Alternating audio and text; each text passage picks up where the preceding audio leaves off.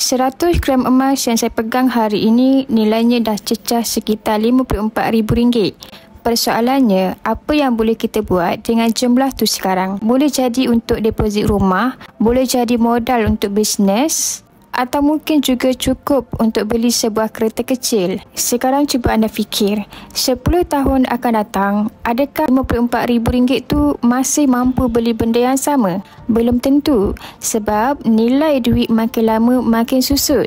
Tapi emas lain, 100 gram emas hari ini, 100 gram emas juga sama pada 10 tahun akan datang.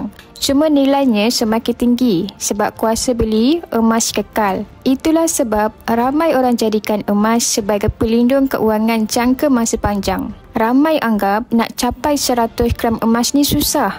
Tapi hakikatnya, ia bermula dengan langkah kecil. Beli 1 gram, 5 gram, kumpul perlahan-lahan. Jangan pandang enteng langkah kecil tu. Sebab kalau konsisten, akhirnya cukup juga jadi 100 gram. Soalan saya, kalau orang lain boleh kumpul sampai 100 gram, kenapa anda tak boleh mula hari ini dengan sekecil 1 gram? Bagi yang berminat nak alihkan simpanan kepada emas serendah RM100 sampai cukup 100 gram, boleh refer di pin video untuk saya bantu sebaiknya.